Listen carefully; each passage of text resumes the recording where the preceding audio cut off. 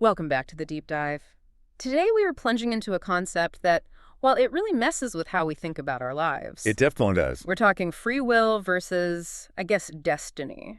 If everything we're taught suggests the future is wide open, like this huge space of possibilities we shape with our choices, then how on earth do we explain someone having a dream, sometimes years ahead, that predicts a specific real event and predicts it accurately, verifiably? That's the absolute core of it, isn't it? That clash. You have this very personal internal thing, Yeah. a dream, bumping right up against hard external reality, maybe a tragedy or just a really specific personal failure. Right. And when that happens, you can't just shrug and say skepticism. You're kind of forced to dig deeper into psychology, sure, but maybe even into like theoretical physics. Okay. So our mission today is to really unpack this phenomenon, sometimes called precognitive troim, precognitive dream. Precognitive dreams. Yeah. Okay. And we need to face the philosophical question they throw at us. If these dreams are, real in some sense, does that actually mean the future is already fixed? That's a heavy one. So we're looking at some fascinating source material here, right? Centered on someone who claims to have had these dreams consistently for decades. Exactly. Decades. And our goal isn't really to, prove them right or wrong. That's probably impossible anyway. Yeah, how could you? Right. The idea is for you, the listener, to come away with a grasp of the most, let's say, profound or cutting-edge ideas out there, trying to make sense of it all. So moving beyond just, oh, it's a coincidence. Way beyond that. We want to look at everything from, the brain being super efficient, maybe, to weird ideas about how time itself might be structured. These unsettling déjà-vu troim, as the source material sometimes calls them. Déjà vu dreams, okay. Yeah. Because it feels like you've been there before when the event happens. Precisely. What happens when one person's sleepy brain seems to accidentally tap into the underlying mechanics of the universe? It's unsettling. Definitely unsettling. Okay, let's get into it. All right, so let's start where most of us probably start. The rational place. The idea that the future is open. Default setting, yeah. Our whole idea of being human, of agency, is built on this assumption, isn't it? That the future is this, enormous, messy heap of possibilities, as the source puts it. I like that phrase, heap of possibilities. Yeah. And every choice we make, coffee or tea, turn left or right, we're basically collapsing all those other possibilities into the one path we actually take. And that feeling of making the choice, of being in control, that's crucial. We need that to, get out of bed in the morning. Absolutely. But the source material makes a really interesting point here. Even if the future is technically wide open, scientifically speaking, our daily lives often work to make it feel fixed. How so? Well, think about it. We rely so much on stability, on routine, on things being predictable. We crave it, in a way. That's true. Like my commute, it feels pretty fixed. Exactly. And now add the digital layer. You've got algorithms constantly feeding you stuff you already like. Oh, yeah. My feeds are definitely echo chambers. Right. They fine-tune everything to reinforce your current tastes, your current views. News cycles often do the same thing, rehashing similar patterns of conflict, similar narratives. We build these bubbles around ourselves. Social bubbles, digital bubbles. And that constant reinforcement of what's familiar, what's expected, it creates this, illusion of predetermination. We start confusing the comfort of things being stable with some kind of cosmic certainty. It's a mental shortcut? Kind of. If A always seems to follow B, in my experience, my brain just jumps to A must follow B. It saves energy, but it might not reflect a deeper reality. Okay, so we live in a way that makes the unpredictable feel predictable. But what about when that feeling pops up in a dream? When someone dreams something specific and it happens, the standard answer is Coincidence. Zufall, as the German source puts it. Plain old chance. And that's a powerful argument, isn't it? It really is. Our brains are absolute machines when it comes to finding patterns. Obsessed with it. Even when there's no actual pattern there. Especially then, sometimes. We connect dots that are miles apart. And you have to remember what dreams are, fundamentally. Chaos, mostly. Pretty much. Chaos code is the term used. Just the brain dunking stuff out at night, mixing up bits of memory, anxieties, stuff you saw on TV, worries about work, maybe a weird conversation you have heard. Total jumble. A total jumble. And think about how much jumble. We dream multiple times every single night. Most of it vanishes the second we wake up. Gone, like smoke. Right. But imagine, out of those thousands and thousands of bizarre, nonsensical dream fragments over weeks or months, What if one little scene happens to line up, even vaguely, with something real? Like dreaming of a red car and then seeing a red car crash later that week. Exactly. Or something even looser. A feeling, a weird image. When that happens, bam, selective memory kicks in hard. The I knew it moment. Precisely. Habe ich gewusst. That little thrill of feeling special like you got a secret message? But we conveniently forget all the other dreams. Totally. We forget the 9,999 dreams about, flying dogs or paying bills in marshmallows that meant absolutely nothing. We focus laser-like on the one statistical blip. It's pure confirmation bias, working while we sleep almost. Okay, that makes sense. And this ties into déjà vu as well, right? That weird feeling of, I've experienced this exact moment before. That's not seen as psychic either in the standard view. No, not at all. The conventional explanation for classic déjà vu is usually neurological, a little brain glitch. A glitch? Like what? Often, research points to the temporal lobe. Imagine there's a tiny delay, like milliseconds, in how sensory information travels to the part of your brain that flags something as new. So I walk into a room for the first time. Right, you see it, you smell it, you hear the sounds. But that sensory package arrives just a fraction of a second late to the new experience registration desk in your brain. And because it's late. The brain's filing system gets confused. It thinks, hang on, this feels like it's already been processed and stored. So it slaps a memory tag on a present experience. So it feels like a memory even though it's happening right now? Exactly. It's not retrieving an actual past event. It's mislabeling the present. And your conscious mind, trying to make sense of that weird feeling, instantly cooks up a narrative. Wow, I've stood right here before, said these exact words. It's the system just hiccuping because the signals got slightly out of sync. Okay, so if we stick with that conventional view, the skepticism, any claim of a precognitive dream should probably be treated as, well, likely coincidence or selective memory bias or maybe some kind of neurological fuzziness tricking us. That's the scientific firewall, essentially. You need extraordinary evidence to overcome those pretty plausible, mundane explanations. Okay, but that firewall, you mentioned the source material presents evidence that seems to challenge it, specifically the precision and the pattern over time. Exactly. This is where it gets really tricky for the simple coincidence model. We're not talking about vague feelings like, I dreamt something bad would happen. We're talking about specific details reported before the event. And crucially, this isn't just one lucky guess. It's a claimed pattern, a rhythm over decades. A rhythm over decades. That consistency is key. It is. Because if it happens repeatedly, the odds of it all being coincidences just keep getting smaller and smaller, mathematically. So we need to look at these specific examples, because if they are vague, we can probably stick with the psychological explanations. But if they're precise, then we have to consider other possibilities. Let's start with a smaller, more personal one first. The kind of thing that's maybe easier to rationalize, but the timeline makes it awkward. Okay. Case number one, the immediate personal event. The dreamer describes a very specific sequence in a dream. Trying to catch a certain bus, missing it, and therefore failing to get to wherever they were going. Yeah. A detailed little scene of failure. All right. Seems mundane enough. Could be anxiety about being late. It could. But the kicker is, according to the account, this exact sequence of events played out, detail for detail, the very next day. The next day? Uh-huh. Less than 24 hours later. Okay, that compresses things. It's not like they had months to forget the details and then misremember a connection. It's immediate. Right. You could still argue maybe they subconsciously knew they were running late or that bus route was unreliable. Sure, the super autopilot idea we might get to later. Exactly. But the claim is the dream wasn't just a feeling of missing the bus. It was the specific step-by-step sequence. Like watching a little movie preview. That immediate fulfillment is harder to wave away as just random brain noise matching up later by chance. It raises an eyebrow, at least. Yeah.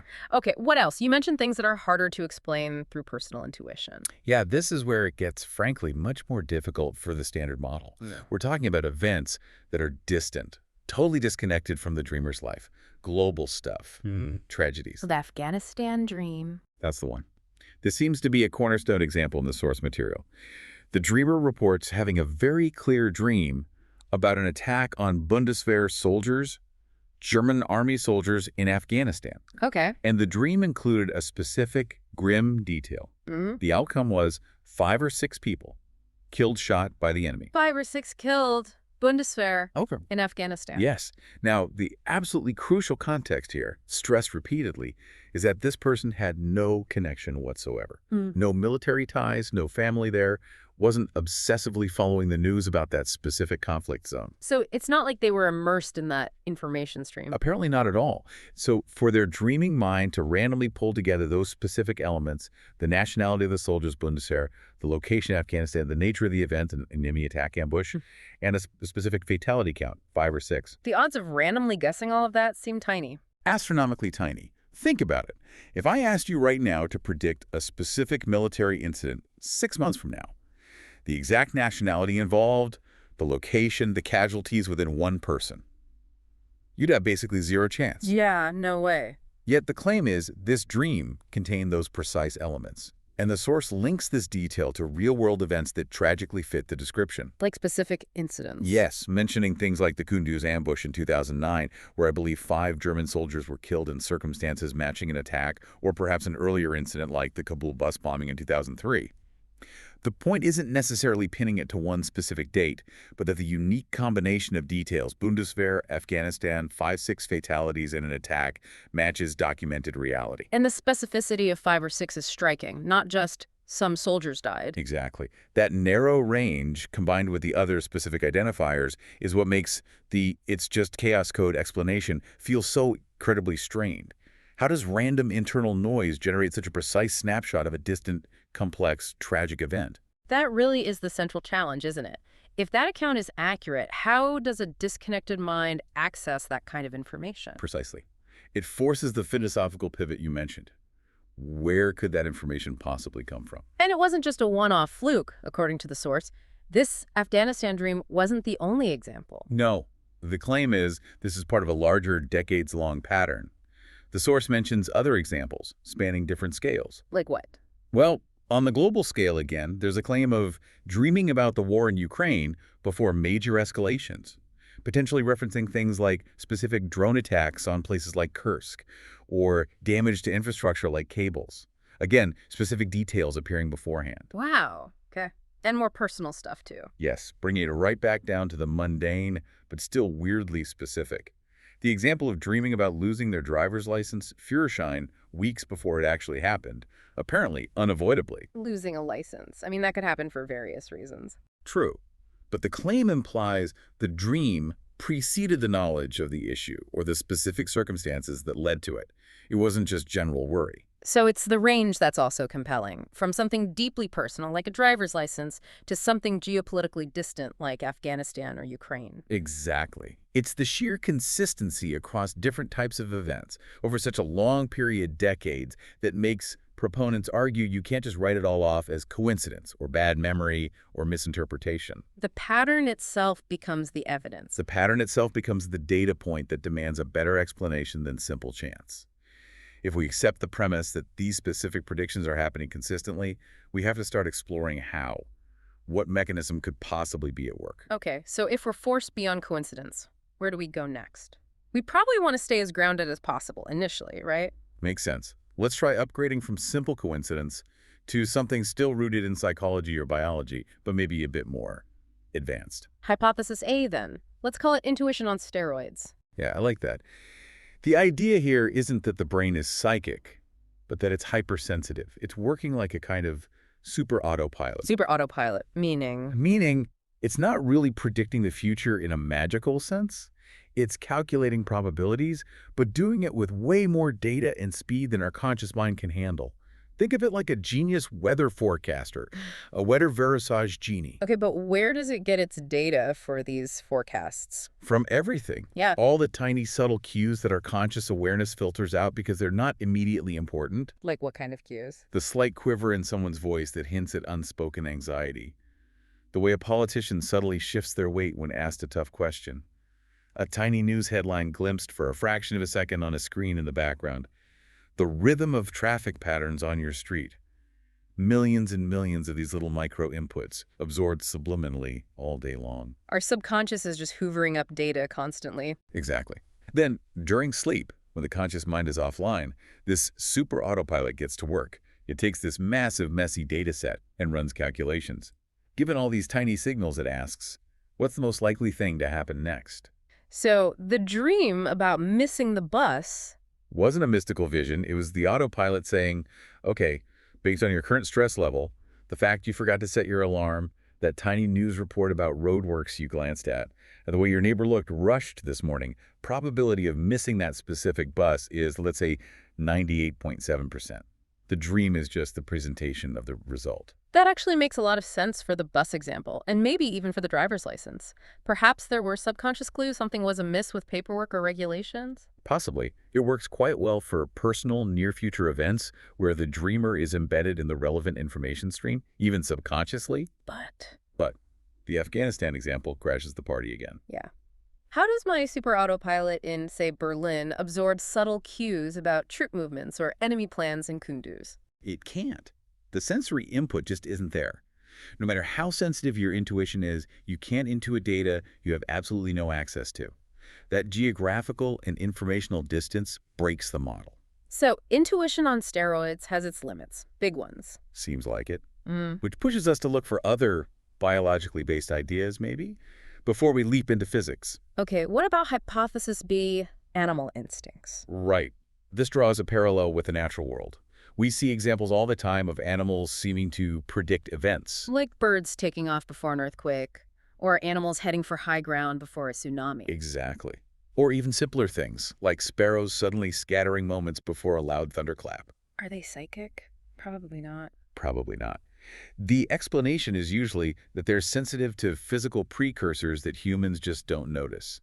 Tiny changes in air pressure, infrasound vibrations from the Earth, shifts in the electromagnetic field, maybe even P waves from an earthquake that travel faster than the destructive S waves. They're sensing the immediate future, the next seconds, minutes, maybe hours, because the physics of the environment are already changing. Precisely. They have biological sensors we lack, or that are much less sensitive in us. So the argument here is, maybe this dreamer has some kind of unusual, highly developed biological sensitivity, like an internal seismic sensor, but for future events. That's the idea.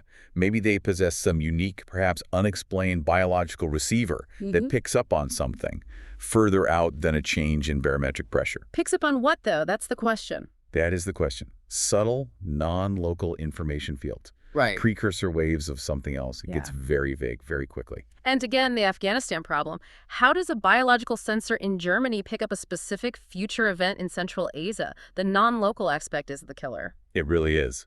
If the information is genuinely originating from somewhere the dreamer has no physical or sensory connection to, even a hypersensitive biological mile struggles. We seem forced to abandon biology and psychology and step into the realm of fundamental physics. Really weird stuff. The really weird stuff. Which brings us to hypothesis C, nonlinear time and the field. Okay.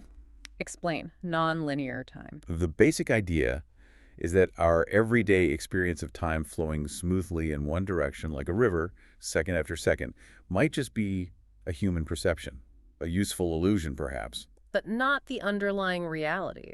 Maybe not. Some physics theories play with the idea that time isn't so rigid. And if time isn't strictly linear, maybe the subconscious mind, especially in the altered state of dreaming, can somehow access information from outside the present moment. Like tapping into a universal information field, catching signals from the ether, as the outline hinted. Sort of. Imagine there's a vast field of information that isn't bound by our sequential experience of time. Maybe moments are more connected than we think. This sounds like it needs some physics backup. Where does this connect? The most common connection people make, though it's highly speculative, is to quantum physics, specifically the phenomenon of Verschränkung. Entanglement. Quantum entanglement. This is where reality officially gets bizarre. Okay, remind us quickly. Two particles linked. Right. You link two quantum particles, like electrons, in a special way. Then you separate them. You could take one to the other side of the universe. Miles apart, light years apart. Doesn't matter. The instant you measure a property of particle A, say, its spin, whether it's up or down, particle B, wherever it is, instantly takes on the opposite spin. Instantly. Faster than light. Faster than light communication seems to happen between them. They remain connected, non-locally. Einstein famously called it spooky action at a distance. It is spooky. So how does this relate to dreams? Well, here's the big speculative leap. Entanglement shows us that connection and information transfer can happen instantly across vast distances in space. So the question becomes, Why only space? Could entanglement also work across That's the hypothesis. Could there be a temporal entanglement? Could a moment in the future be non-locally connected to a moment in the present? So the information about the ambush in Afghanistan isn't traveling to the dreamer through space in the present. It's like Yep. the future event itself is already entangled with the dreamer's present state. Something like that. The dreamer's brain, perhaps because of some unique structure or event, acts like a receiver, a Funkenfinger, a radio receiver that's accidentally tuned into a future station. Wow. The information about the future event, the details of the attack, the number killed isn't being predicted, it's being received like a signal broadcast from a point later in time, picked up now due to this temporal link. The dream is just the brain trying to make sense of that weird future signal static. Exactly. Translating that non-local, temporally distant data into a narrative the conscious mind can vaguely grasp. Okay, this is heading somewhere profound. Because if you're receiving a signal from the future, that implies the signal exists. The event has, in some sense, already happened, or is definitely going to happen. Precisely. It leads us directly away from possibilities and towards inevitability, towards the idea of a fixed future, towards a block universe. Okay, the block universe. This feels like the end game for this line of thinking. It's certainly the most radical implication, stemming from these consistently accurate precognitive dreams. If those dreams are truly accessing future information, it forces us to confront this idea. Maybe the future isn't open at all. Maybe it's already set. So let's unpack the block universe theory, block universum. Where does it come from? Not just quantum physics, right? It actually draws heavily from Einstein's theories of relativity. Relativity treats time differently than we intuitively do. It's not separate from space. It's woven together with it into a four-dimensional fabric called space-time. Time as the fourth dimension. Exactly. Now imagine this entire four-dimensional space-time structure. Everything that ever has happened or ever will happen in our universe existing all at once. Not unfolding, but just being. Like a giant block. Precisely. Think of it like a loaf of bread. Each slice is a moment in time. But the whole loaf, past, present, future, exists simultaneously as a single object. Or like a book that's already been written and printed. So the Big Bang dinosaurs, me sitting here right now, whatever happens in 500 years, it's all just different points or pages within this existing block. That's the concept. All moments exist eternally and equally within this block structure. Wow. Okay. So our feeling of time flowing, of moving from past to present to future, what's that then? According to the block universe theory, that feeling of flow is just an illusion created by our consciousness. We experience moments sequentially, like reading the pages of the book one by one. But the whole book, the whole story, is already there. The entire script is complete, start to finish. Yes. And the implication for free will is pretty brutal. No choice. In the block universe framework, kind of all exists here. No choice exists. Every decision you think you're making, every path you think you're choosing. I was already the only path written on that page of the block. Exactly. The feeling of deliberation, the agony of choice, it's just you experiencing that pre-written part of the script. In a deeper geometric sense, it is happened already, not will happen. Your consciousness is just catching up to the reality embedded in the space-time block. So if I spent weeks debating a job offer and finally decide to take it, that wasn't a choice. It was just the inevitable unfolding of the coordinates I was always going to occupy in the block. According to this theory, yes. The debate, the decision, the outcome, all fixed points in the manifold. You didn't make it happen, you simply arrived at the part of the block where it happened. That's deeply unsettling. Okay, so if we accept this, just hypothetically, how does it reframe the precognitive dream? The dream stops being foreknowledge or prediction in the sense we usually mean it. It's not about seeing potential futures. It's just reading the script. Exactly. The dreamer isn't a prophet predicting what might be. They are simply a reader who somehow has managed to flip ahead a few pages in the already written book. They've skipped ahead in the block. Yeah. Their consciousness, maybe due to that weird neurological sensitivity or that quantum entanglement link we talked about, gains temporary access to information located further down the time dimension in the block. And that's why the details are so precise. The 5 or 6 dead in Afghanistan, the exact sequence of missing the bus. Precisely. Yeah. Because the dream isn't showing a possible version, a variant. It's showing de variante, the only version that exists on that future page in the block. There are no other possibilities to get wrong. The dream is just an accurate reflection of the fixed future content. Correct. The dreamer effectively has a hole in the grid, as the outline puts it, a temporary glitch or feature of their consciousness that allows a peek at the predetermined future stored in the block. It's an information leak across time within the fixed structure. So the question then shifts, doesn't it? It's less about how prediction is possible, the block explains that, and more about why this specific person, why them. Exactly. Why is their brain the radio receiver for tomorrow? Funkenfinger for Morgan. If the information is just there in the block, why aren't we all getting these glimpses? Is it genetic? Or maybe something happened to them? The analogy used is that they are simply the radio that got turned on. Maybe it is a genetic predisposition. Or perhaps some significant life event, physical or psychological, tore open the door, creating this unusual access. We don't know. But from the perspective of the block universe, they aren't special in causing anything. They're just uniquely positioned to receive the signal early. Right. The event itself, the tragedy in Afghanistan, the missed bus, the lost license. It's just the next station on a dial. The next scene in the pre-written movie is always going to happen. Yeah. Their unique makeup just allows them to tune into that station before everyone else gets there via the normal flow of conscious experience. This must create a huge philosophical burden for the dreamer, though. If you dream of something terrible and you believe the future is fixed, what do you do? That's the terrible paradox, isn't it? Yeah. If you truly believe it's fixed, then logically any effort you make to change it is futile. It's already written whether the tragedy happens or not. So trying to warn someone or change your behavior, that's pointless. In the strictest block universe view, yes. Even your attempt to intervene, your struggle against the foreseen outcome, would itself just be another part of the pre-written script for that section of the block. Oh, wow. So you're just playing out the part of person who tries and fails to stop the inevitable. Or maybe even person who's trying inadvertently causes it in some cosmic joke. The knowledge doesn't grant you control. It potentially just grants you the suffering of knowing what's coming without the power to alter it. It validates their experience. They know what they saw is real, but leaves them powerless and without any objective proof for anyone else. Precisely. No facts, studies, or measuring devices, as the outline notes, to back them up. Just this incredibly consistent, detailed, subjective experience that points towards a reality most people find unthinkable. A future that already is. #outro. So we've gone from basic coincidence through hyperintuition, animal senses, quantum entanglement, all the way to the block universe. It's quite a journey. It really is. And I think we have to acknowledge the core claim here. The source material insists these decades of precise, fulfilled dreams are a genuine experience for this individual. They're not just making it up. It's not blowchin nonsense. Right. Regardless of the explanation, the experience itself is presented as real. And deeply troubling for the person living it. Absolutely.